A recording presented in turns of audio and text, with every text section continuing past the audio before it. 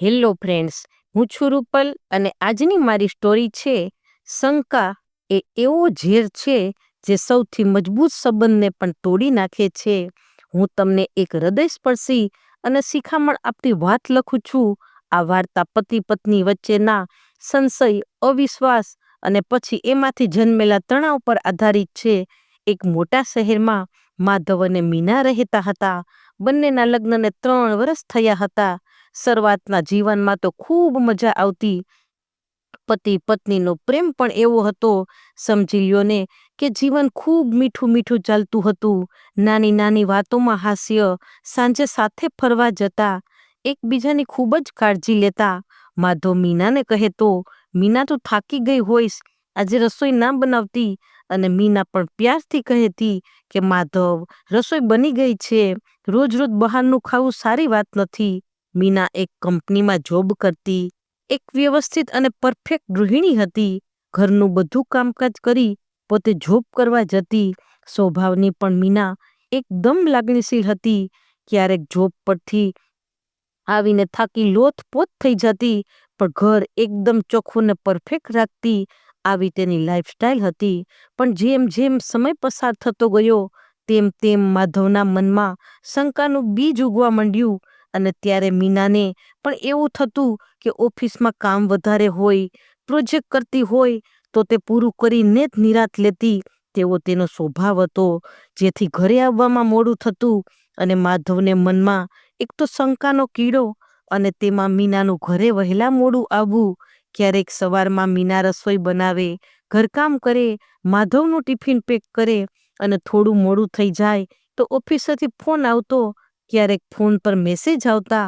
આમ તો ફોન તેની સાથે જોબ કરતી તેની ફ્રેન્ડનો જ હોય, પણ માધવના મનને કેમ મનાવવું?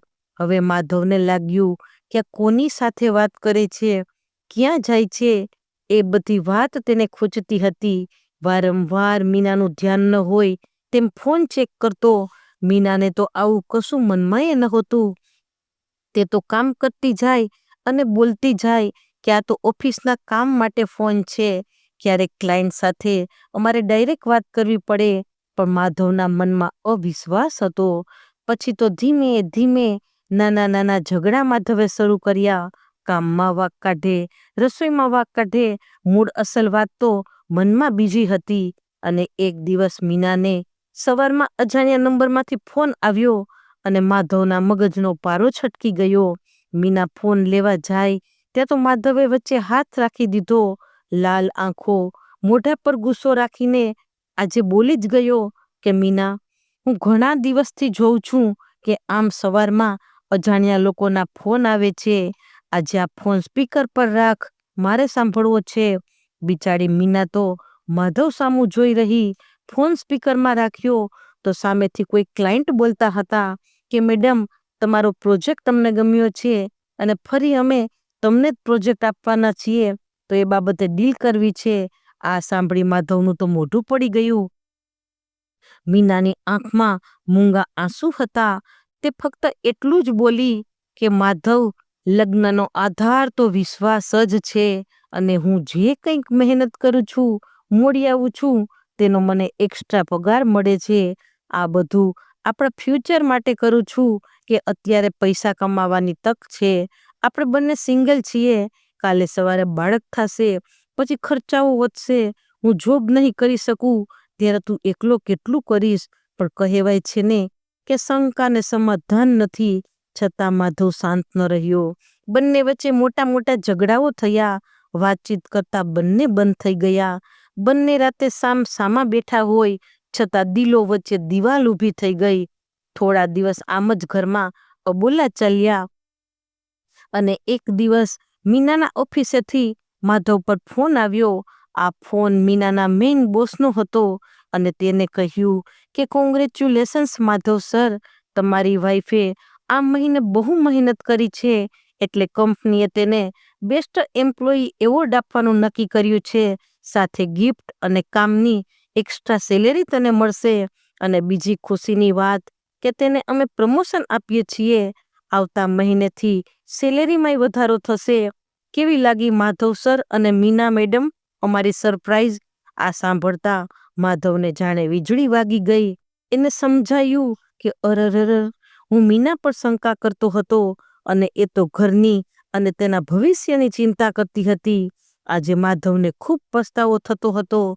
તેને મીનાની માફી માગી કે મીના, મેં તારી ઉપર ખોટી શંકા કરી. મારા અવિશ્વાસે આપણો સંબંધ ઓલમોસ્ટ તોડી નાખ્યો હતો. હવે મને મારી ભૂલ સમજાઈ ગઈ છે. હવે ક્યારેય આવું નહીં કરું. મીનાની આંખમાં આંસુ આવ્યા. તે માધવને ભેટી પડી અને સ્મિત કરીને બોલી કે પ્રેમ એ વિશ્વાસ વિના અધૂરો છે માધવ. તું ફરી ક્યારેય શંકા ન કરતો.